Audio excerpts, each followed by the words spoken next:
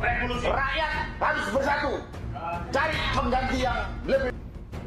Sahabat-sahabat, kita baru saja mendengar pidato salah seorang tokoh melakukan tindakan provokatif, yaitu mengganti pemimpin yang sah, presiden terpilih yang masih menjabat, yaitu Bapak Presiden Prabowo Subianto.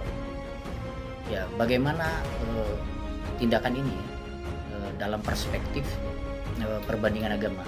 Ya, kita melihat ya, sebenarnya yang namanya makar menggulingkan pemerintah itu adalah tindakan yang bodoh gitu ya.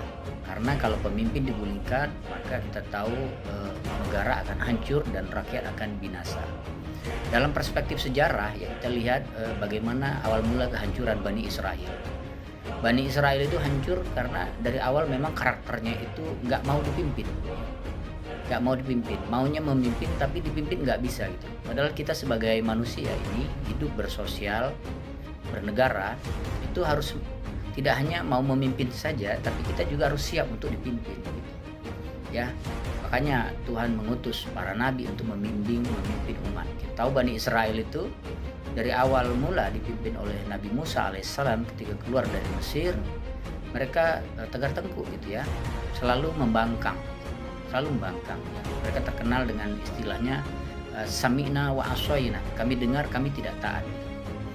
Nah, awal mula kehancuran Bani Israel ya, kita melihat pasca wafatnya Nabi Sulaiman alaihissalam, Bani Israel itu terpecah menjadi dua karena adanya pemberontakan. Dan mereka tidak taat kepada Nabi Sulaiman alaihissalam. Jadi ketika Nabi Sulaiman alaihissalam wafat, mereka pun memberontak dan membuat kerajaan Israel yang besar itu akhirnya pecah. Mamlaka Israel di utara dan Mamlaka Judah di selatan. Jadi ada kerajaan Israel utara, kerajaan Yehuda di selatan.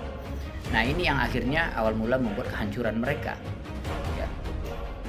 Mereka akhirnya menjadi bangsa yang terjajah, ya, terus-menerus diperbudak oleh pihak luar yang ingin menguasai mereka, dan itu terjadi berlangsung berabad-abad lamanya ya, sampai datangnya nabi terakhir dari kalangan Bani Israel, yaitu Nabi Isa alaihissalam, yang sebagai Mesias juru selamat yang diharapkan bisa menyelamatkan mereka ketika itu ya, dari penjajahan asing, yaitu bangsa Romawi.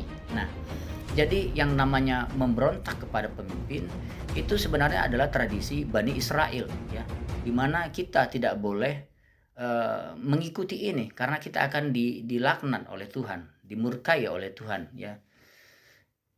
Kita tahu ya, sampai puncaknya di mana